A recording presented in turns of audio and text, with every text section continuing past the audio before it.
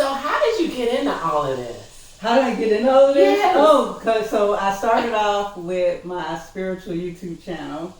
I was going through, at that time I was shifting into my life. I had been through a lot of toxic relationships and I was broken, and I just didn't understand why the world was the way it was. Like, I was not meant to be here like this. Yeah. I didn't understand why men, refused to be good men, refused to be loyal, refused to stay with the woman they got pregnant. I didn't understand why this whole baby mama era started. And I was just like, I had met someone who totally destroyed me.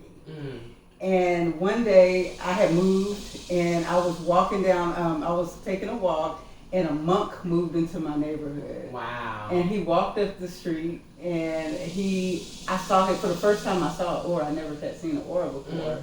And he just had this bright, this love, this peace. And he was doing a walking meditation. And he looked at me and smiled and introduced himself to me. And he was like, I'm new to the neighborhood. And he taught me on the spot how to meditate. Wow. And after the craziness with what I had been through, you see, I was in a cult growing up. The foster home I was in put me in a cult. That it was a lot of trauma in that, but I thought I was doing things for the Lord. But eventually they put me out, and because I got a roommate, we weren't supposed to commune with people outside of the church. And so they kicked me out of the church, and I ended up on Fruitvale in Oakland, and new to the world, not knowing about drugs, these hood men and all this stuff. And I met this guy who ended up being a drug addict, but I didn't know what to look for. He traumatized the hell out of me. And my mind was no longer stable. And when this monk taught me how to meditate, he gave me this book by Thich Nhat Hanh called Peace in Every Step. And he said, because I was asking him, how do you get through hard times? And he said, here's this. And then later he came to my house and he brought the book to my door. He said, this is what helped me. And it's just a book about simple how to get into your present moment and how to meditate, the different versions, how to let go of things. And I became Zen. I was like, I love this state of peace. I finally felt me. I finally felt true and alive. I finally felt I had a reason, to be here. And so when I gave birth to my son, I decided to take on the name Zen Mommy. And that's why I started my YouTube channel, and I wanted to help people become, meditate and get into this space. And then I was new to spirituality. I was all Christian, but I was open. I'm like, these MFers kicked me out. They told me not to do this. And so now I'm doing it because, you know what? There's more peace in this. I started to see that people were really loving themselves and self-accepting. And I was like, okay, let me check this out. Because I started to feel, are you really of God if you're going to take God away from me? Right. And so I started to want to know more, and I started to learn about chakras and plant medicine. And then somebody told me about ayahuasca. They're like, oh, you can go to other dimensions. And that was it. That was like the key that I said, I need this experience. Yeah. Then I had a friend who took it, and he said, oh my God, I think he took a DMT, but it's a chemical that's in ayahuasca. And he was like, he had this whole experience where he remembered who he was. He was on a spaceship. Wow. And he was like, Simone, I was beautiful. And that was when, that week, I had a vision. I was in the Amazon rainforest taking ayahuasca.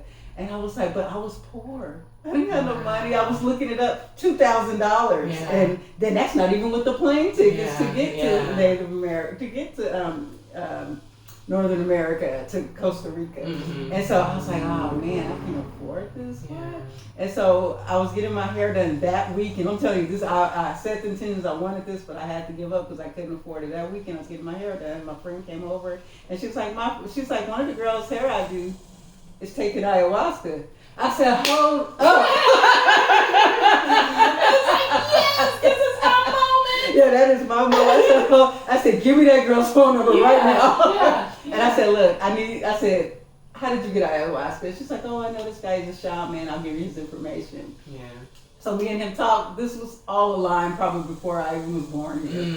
And so he was just like, he hooked me up with the plant. And I ended up getting a lot, like enough to last a long time because I was like, I might want more of this, right?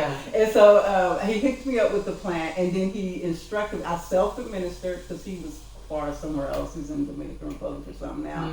And so he told me all the details of what to do. I followed those strictly the way he said. And then that first night, I remember as it started, I didn't know what to expect, right? But I was thinking, I heard all the fears. Don't take that. It's a drug. You're gonna die. You're not gonna make it. Blah blah. Blah. And I was thinking, it's to the point in my life that I'm willing to die to find out the truth. Wow. And that was the state. That was what I was like. I was willing to. I was like, I don't care. Wow. It was like my life has been so miserable. Like I need to see, is there more? Yeah. And so that first night, I just remember she just gave me full clarity. I started to see visions and stuff, and she started to show me like the whole neighborhood and how each house, how everything was separate. How we go down to we separate people individually in each house. Like we were one first, but each house separate, and we don't communicate with other people. Right. And then in your own house, everybody's separate. She Right. started showing me the illusion of separation. Wow. And then she started, and all the questions I had going into this, the main theme of that particular, she said the answer is you. She kept saying the answer is you. Wow. And so basically, she affirms that we are all. We are everything. And so I had began to believe that we are God, because every spiritual person would be like, we're all God anyway, we're all one. And so I started to accept that. But you can accept something and not fully believe it yet, right?